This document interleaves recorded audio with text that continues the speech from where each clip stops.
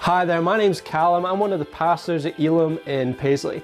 And over the course of the next couple of weeks, I'm going to be interviewing and just finding out from some key community leaders who I know to see how the town's getting on and the area's getting on during this lockdown period.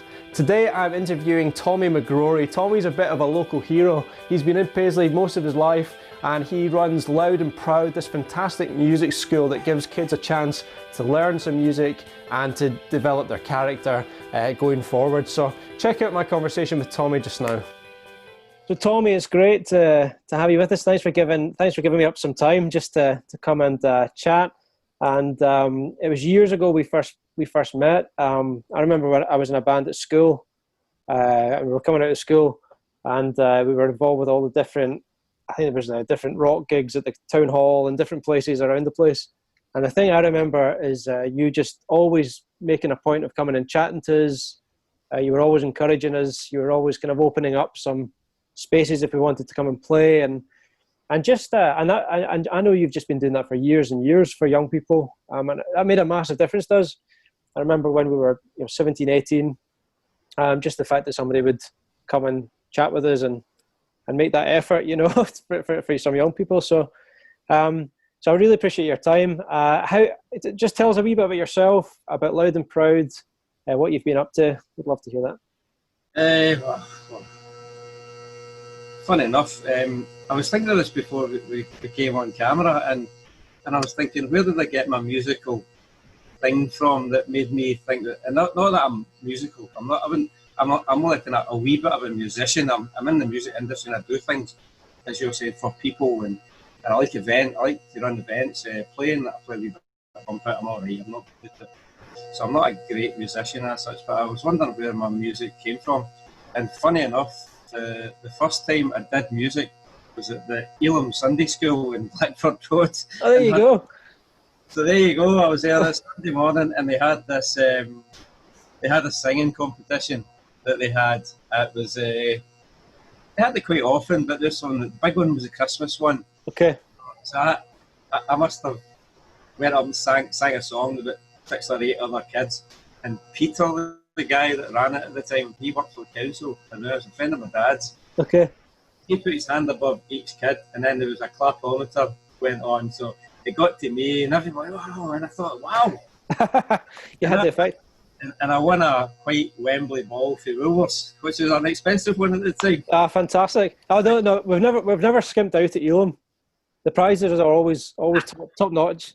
So I thought that was great fun. I got something out of that. I felt great. I felt pretty pleased with myself, and then later on I went to the BB, became the bugle champion of Paisley. I had run the band for a while, and then later on in the early 80s, a lot of BB bands became marching bands, and I started a marching band in Glasgow, in Springburn, and it became famous for a bit because STV made a documentary about it. But then I got promoted, couldn't spend enough time, it began to fall apart, I had to give it up. And years later, when I get promoted again, I decided I didn't like the job. And this is 20 years ago now. 20 years ago, I thought, I'm moaning about this, I don't like this job, I chucked it. And what do I want to do? And I thought, I'll get money, I'll get this band together, I'll do it full time. And cut a long story short, that didn't quite happen. I had kids in playing some music, but the marching band thing didn't work, the funding didn't come in. And overnight, it basically became a school of rock. And since then, that would be 18 years ago, and it's been great. We've just numerous bands, numerous careers. We've won awards up and down the country. One of the kids, Emily's just been on X Factor a few years ago. She was on television every Saturday night. I'm not saying all because of Loud and Proud, but that's where she started. So yeah, I mean, I just think it's such a great platform for kids to get involved with. It's just, we started off because it was good fun. And going back to that Elam day, that was great fun. yeah. I started something and went away up the road, excited, and I suppose I'm trying to do that for young people. and it was all fun. And then maybe 10 years of that, all of a sudden, not all of a sudden, it took 10 years for it to understand actually what we were doing. And what we were doing was giving young people a career path in music, because, we had kids at 10 years later, they were 20. And I kind of looked around me at the kids at 20 at that time and thought, wow, they've got an honours degree in music. Yeah. Some are full-time players in bands. Some are still playing in the same band today that I put together 12 years ago. That's amazing, isn't it? That's great. But we just came in every week. There was no great plan. There was no system to it. It was just teach music, get them in a band, get them on a stage, enjoy yourself. But through that, we've had so many, for a small organisation like this, we've had so many full-time musicians and part-time, and large percentage of the honours degrees in music from various, like Napier, West of Scotland, all, so. But that just kind of happened round about us without even us thinking. And that must be it must give you a huge sense of satisfaction, just seeing all these young people that you've kind of had the chance just to help out a bit, just kind of go on to kind of keep music as a passion, to find a career in it. That's an amazing thing. Now that we know how that works, we've kind of packaged it a wee bit, and we're a bit more self-conscious about when we do talk to kids and give them advice, because our experience is, you come in, you play in a band, you want to play AC/DC, and we know that journey might split somewhere, and they might want to do jazz, they might want to do country, they might want to become a school teacher. So we're in a good position, experience-wise, all of us, to have just a chat. That's all you need to do, just have a chat with somebody to say, look, this is what you need to do. And also to be brutally honest, because there's certain things that they need to address. There's no point being a great guitarist or drummer and you're hard to go on with. Nobody's going to go on tour with you. Actually, I've always appreciated that just about Loud and Proud. Like, it's not just about the musicianship of the kids. It's not just about their kind of giftings or whatever, but it's actually a lot, as much as anything, it's about their character development. And so you're seeing all these kids that are developing in their character. And I think music's such a powerful way of doing that with young people, isn't it? It allows them a place to come. It's not their parents' voice as well. They've got these other people that are speaking. Behind the music, there's other things going on. There's transferable skills, like they need to turn up, they need to prepare their work for the rehearsal, they need to be in the rehearsal studio to compromise with each other and make, give each other a bit of room to be part of the team. So all that teamwork and all that stuff goes on before the tune gets played. So the tunes kind of sometimes is a small part of the journey. And and if you use all those skills like turning up on time and being responsible, working hard and being disciplined to get things done that need to get done for the team, you take that into the workplace and you've got a good worker. So that could be ASDA, it could be an engineering company, it could be anywhere. So that's another thing that we didn't realise when we started this out, that's actually what happens. Yeah, fantastic. And it's amazing just seeing from where it was. I know you're saying it's a small organisation, but it's got lots of tentacles now. I mean, there's so many aspects to it that it used to just be a bit more focused. But you've got musicals coming up. You've got the School of Rock. You've got. Can you just explain some of where you are now with all of the different things that you're doing? Well, where we are, we've been in a few buildings so far. Been in an old garage that in Euston Street. Yeah. To the Liberal Club, to the High Street. We had a rehearsal place up in Renfrewshire, and it just got a bit too big because there's not any money in this. It's not. I mean, we don't get. We've never had mainstream funding ever. We've got bits and pieces and scraps, and it's not. I mean, local council has given us support over the years. Cashback has given us support, but it's for projects. It's not. We still need to pay the rent and the rate, everything else. So that bit of it has been difficult. But now we're in William Street in the West End of Paisley. Fantastic. So, we've got 4 teaching rooms, and we've got a really good quality recording studio now. So we can now teach you how to play, get you in a band, record you, and we've got some video equipment as well. So we've kind of got into the recording, music production side a bit more than we ever, because we've got the space now, and we've got the equipment. We've got some really good stuff. So it's not changed an awful lot. It's still teach them how to play, get them in a band, and get them on the stage. Yeah. But also at the same time keeping an eye on, you know, do you want to do this full time? Do you want to do it part time? And give them that advice. But the thing that's made us stand apart from a normal music school is we take risks, and we're very adventurous. And a way back 10 years ago, I had the rock orchestra. I remember that well. Yeah, that was great. 20-piece band, which I thought was a great idea. Yeah. But at the time, I thought, well, I've not got a stage to put these guys on. But where do I put this? Couldn't play in a pub, club, but you know, it was massive. And between that and I got a book for my Christmas about it was about the Apollo in Glasgow, all about the Apollo theatre. And I thought, there's a great story that should be on stage. Yeah. And I happened to have this massive band that could go on that big stage, and the big stage was the Armadillo. I booked the Armadillo, and we thought, like, let's get this story. And the story was just there to give the kids an opportunity to play on a big stage in front of a big audience, and not just mums and dads. It was a way of getting Joe public to come along and see young people play in a band and enjoy it. You know, Yeah. and people, just going back 20 years, so 10, 11 years now, and people paid £20 for a ticket. They go to the Armadillo. They must have looked up on the stage. Why is that drummer only 13? And then the show went, and I guarantee you it was as good as any other session band.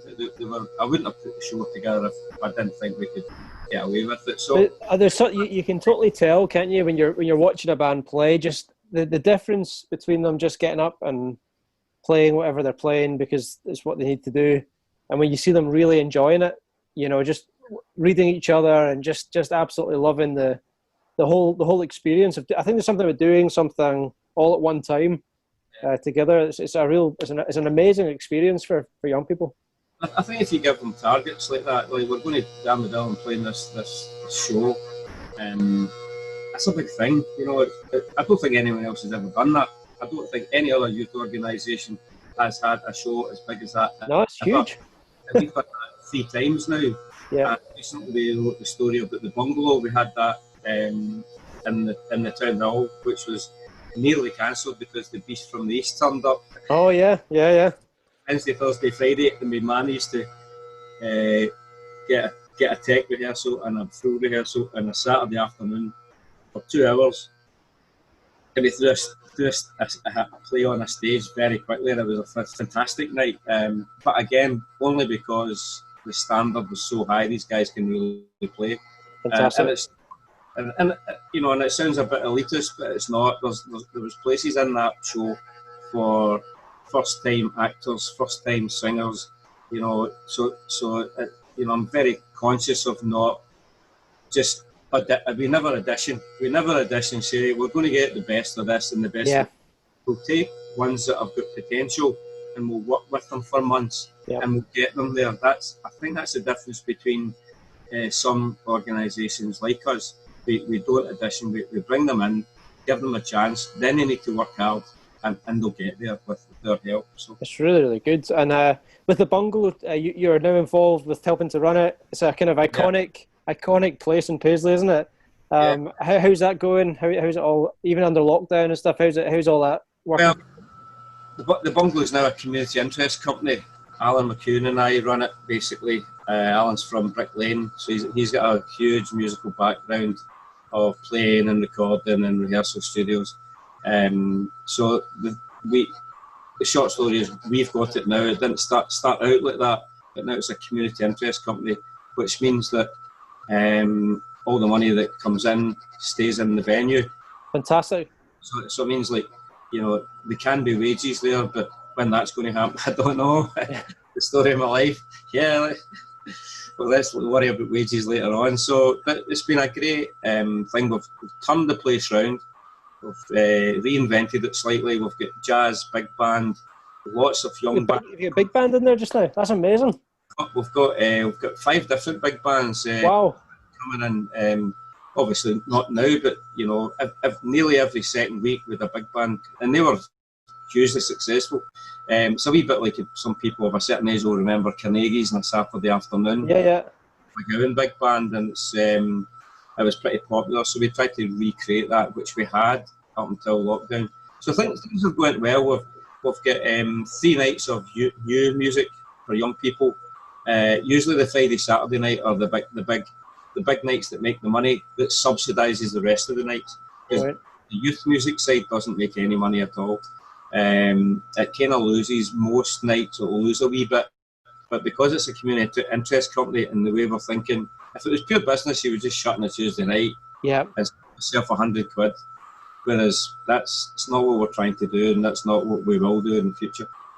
I mean, it's amazing though, just seeing these places are thriving and doing really well. And obviously after this, it's just for anyone watching, just that encouragement to get along. Try and support the bungalow. The whole Paisley music seems great for a small town, and we've got the Swan and the Cave Rock and Rollers. We've got the Anchor and Harvey's, and the others put music on. And you could go on a Friday, Saturday night and wander around in 2 or 3 places have got live music.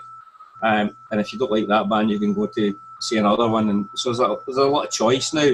Yeah. I think in the 90s you had very little choice way back. So what are some of the you've been really involved with the town, and you've kind of slogged it out. You've stuck here. You've kind of gone through a whole bunch of challenges, I'm sure, just running loud and proud and all of that stuff.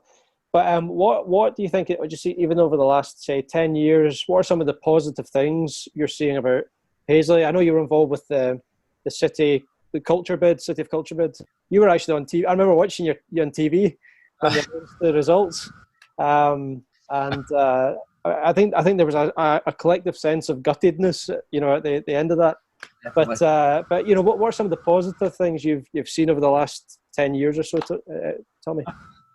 I think the 2021 thing did a lot because it made people think about their town, and in the smallest sense, from very small groups and individuals thinking, what can I do for 2021? And a lot came out of that. We didn't win the competition, but the town won in a sense. Yeah.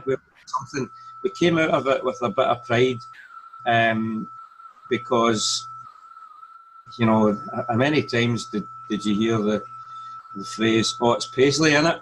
I know.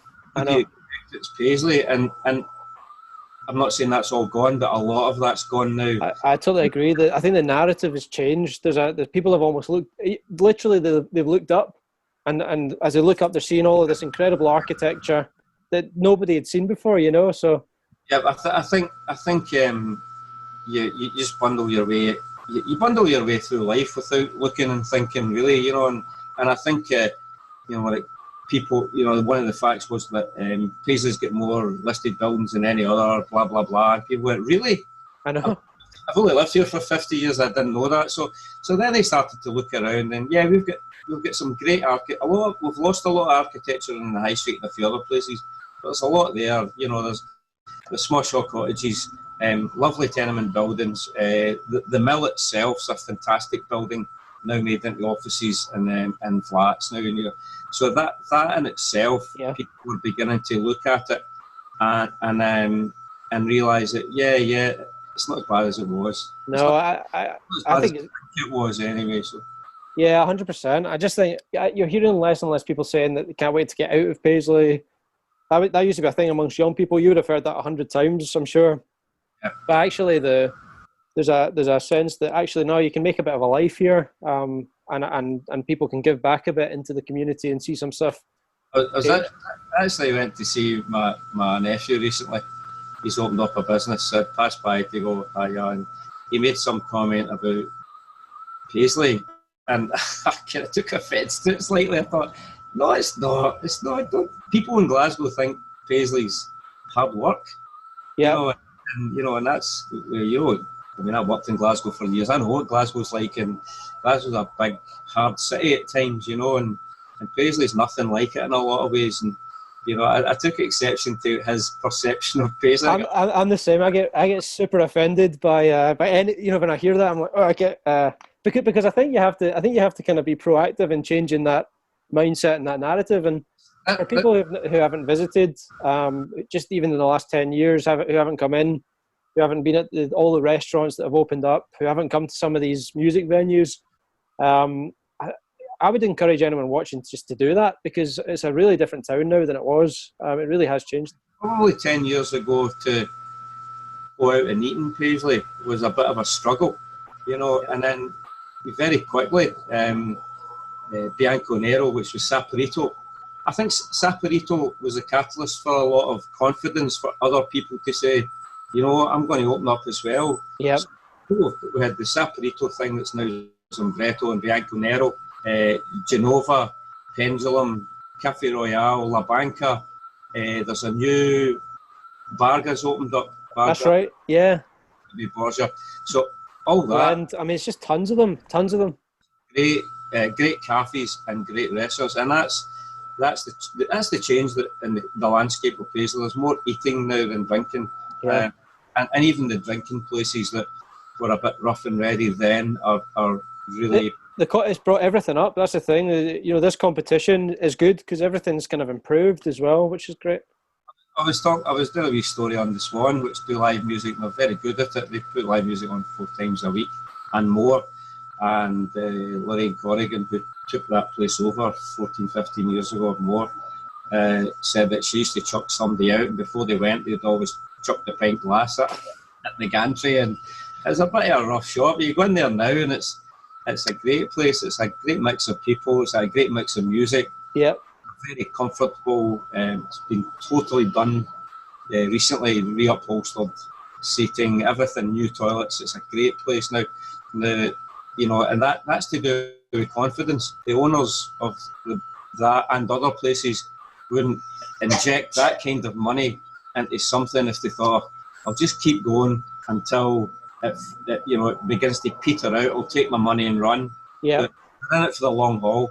These people, a lot of people are beginning to think Paisley is a place to be just now, and hopefully when we get out of this, there'll be more businesses opening up. When I was thinking about Paisley's, the shops in Paisley are all shut and blah blah blah. It is only the high street. If you walk down New Street, Bossyside Street, Nielsen Road, near me at Glasgow Road, there's all the shops are full. It's a busy week. And you're seeing people there as well, aren't you? Kind of walking up and down, in and out, chatting to each other. It needs attention now, and I think that would help the town if we could get the confidence in someone to take those shops over and do it. So, I mean, for yourself, obviously, you're running this incredible music program for kids and teenagers. Obviously, it's kind of quite early to think post-lockdown, but for you, what are some of the challenges you're kind of maybe foreseeing going forward, just with running all of that stuff in the town? I think we've managed to get some grants to put together some online teaching. So how that's going to work out, I'm not sure, but it's been successful so far. They're brilliant, by the way. I actually saw, I watched one of the singing lessons that you guys had put up, and it was absolutely brilliant. And the fact that you're sticking it up and anyone can access it, anyone can come in. They're all been part of Loud and Proud over the years. They're way back. They're all professional musicians, and they had nothing to do. So I got a wee bit of money, and they made up, way beyond what they get paid, way beyond, and they made these fantastic videos up. So kids can go in and listen and play along and do what they do. I've got more money to do more of that. So as it's going online quite a lot, I'm not sure what's going to happen, because it's successful at the moment and the kids are happy with it. Coming out the house, to jump in mum's car, to go away over to the West End of Paisley and away home again. That might be a thing. As I was saying earlier on, people evaluate what they actually want to do with their time, and they think, right, I don't want to spend half an hour to drive there, half an hour back, whereas we can stick the tablet or phone in their house and get taught without moving out there. That might be that our teaching methods might split between that and physical teaching. Yeah, I mean, I know we're the same. Like even as a church post lockdown, there's no way that we won't have an online accessible service on a Sunday. Like that is basically here for good. So it'll be both and, I think, probably for a long time. Nobody knows, I suppose, but Loud and Proud's doing okay. I mean, I think we might be able to. Well, we won't go back till August now because we follow the school term system. So we'll go back in August. So we've got plenty of time to prepare over the summer to see what we're going to do. If some lessons are going to carry on in line or they want to come in. I mean, that is better to do one-to-one with human contact to really see what's going on. But that'll be a parent decision because if they're the taxi, they'll decide. Mum and Dad will decide. It's so true. But as long as kids are engaged, and I wouldn't like it to be online totally. We would, I'd like to I'd like to have them in the building, but that's where the band thing happens. If you can teach online, and then eventually do a summer of live music working together physically in a room or a rehearsal studio, we could get away with that, I think. But as long as we're still there and we're still get the same impact, I think the teaching method, whatever it may be in the future, is not as important as making a difference in the community and making a difference for those individuals and helping them out and uncovering new talent in some ways, or just giving young people fun. Yeah, I mean, it's so important. And so if there's Tommy, if there's young people watching this, or some parents that are thinking they would love their kids to get involved, how do they go about finding out more and getting in touch? And the best thing is to get us on Facebook. Have a look at the Facebook, watch the videos, see what we're about. If it's the thing that they want to do, just give us a message and we'll put them in.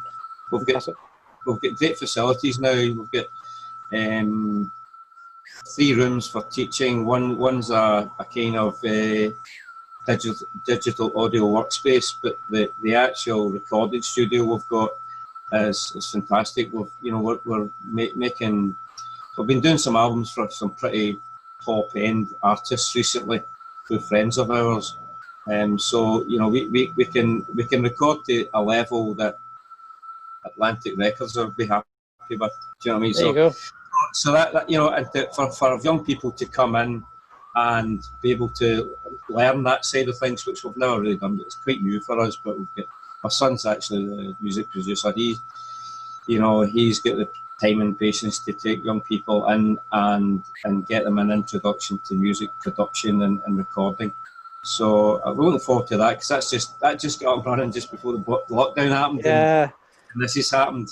But a lot of the stuff we've been doing is online. We've managed to get some people to send their tracks through WeTransfer to one of these systems and a central point and mix things, so without actually being in the room with each other, which is okay to a point. But when you're actually trying to create something, you need people in the room. Yeah. When the song's done and all you're doing is putting your bass line down for the track that's already done, that's kind of easy. But when you're in trying to with half an idea for a tune, or you want you play off each other and you're hearing them do that. Oh, that works, and then to speak to each other. So, but that might be coming soon because there is ways of doing that in the studio with a 2 meter distance. So it's big enough to have a 2 meter distance between people, and they can speak to each other. And they can, of course, there's 2 different rooms. There's a live room, there's a control room. So they're there. So I'm looking forward to getting back and doing some work again. And as I say, hopefully we'll survive through this. We got a wee grant from the government, came from the Scottish government, that keeps us going till about August. So if we get to August and we're back up and running the way we were, everything's fine. But if it trundles on a bit longer than that, it's a bit worrying. Okay, well, and it's good to hear that as well. I mean, even just for people listening, if there's some way they wanted to help or get involved, then I'm sure they can get in touch on Facebook. And I know, like, we just really appreciate what you're doing as part of the town, and it makes a huge difference. And these It's are the only pen I've got. but these are kids that, as they grow up, it's the kind of things they'll never forget. You know, I don't forget, you know, from when I was about 17, 18, you just making that time to come and talk and all that kind of stuff. And Some of the kids today have done amazing things. You know, not, as I said earlier on, not only became musicians, some became doctors and lawyers, and some are working for some big financial institutions. And they came back and said to me that a lot of that, and the confidence and just being with people, again, those transferable skills have worked out, not just a bunch of musicians doing well, but there's other kids that have taken a different route, a real job. So they've got a real job, and they've came back and said that has helped. That has helped me want to go to university. Gave me the confidence, you know, because the confidence to play on a stage, confidence to work with each other and meet each other, and you know, the ones that come back, because I rebuilt the website and I asked some of the kids, I'm 24 now. And they came back with quotes that I was quite surprised about. I thought, really, that's really nice, because I never really thought of all that, you know, helping somebody become a doctor or a lawyer, or, you know, but it does. Yeah. So then, rock music helps people become better citizens. It's true. Who would have thought? But no, it's true. It's absolutely true. And just thanks so much for your time. And hopefully folks can connect in a little bit, find out more. Take one of the online singing lessons. They're absolutely brilliant, and they're online on Facebook for free. And Tommy, just really hope everything works well for you going forward beyond this. And I think you're doing an absolutely fantastic job. So thanks. Thank you. Thanks.